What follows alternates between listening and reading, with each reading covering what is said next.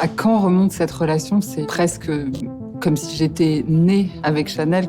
Je pense à des photos, ma maman qui était enceinte de moi, magnifiques photos de Karl. Elle portait du Chanel.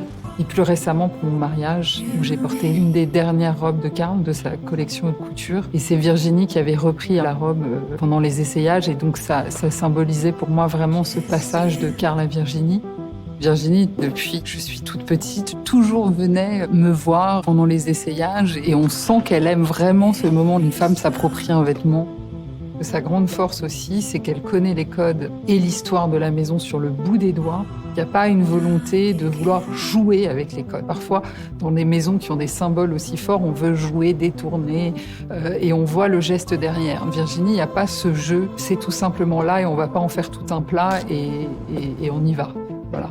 Ce que je trouve assez génial dans cette collection de Virginie, c'est que c'est vraiment le vestiaire féminin idéal. Il y a absolument des tenues pour tout, pour s'amuser, pour aller à la plage, pour se promener. C'est vraiment une femme en mouvement qu'elle a imaginé. Donc j'ai trouvé ça très plaisant de porter la collection pour ce shooting. Et j'étais très émue de faire ces photos à la Vigie, qui est une maison sur les hauteurs de Monaco, qui est chargée d'histoire pour moi puisque c'était l'ancienne maison de Karl.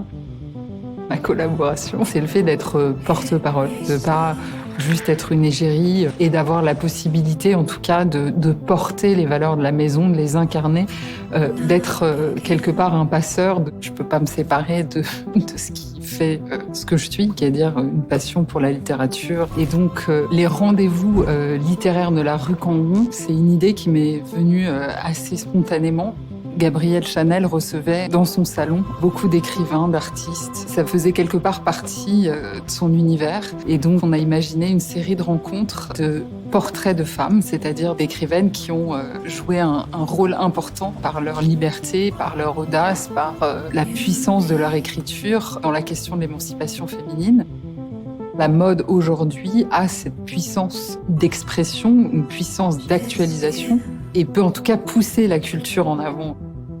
J'envisage ma relation avec Chanel avec tout le poids de la responsabilité parce que c'est vraiment ça qui me frappe dans l'histoire de la maison. C'est pas quelque chose qui a été prémédité ou pensé, tiens, on va libérer les femmes. C'est vraiment à un moment donné une décision intime et vécue.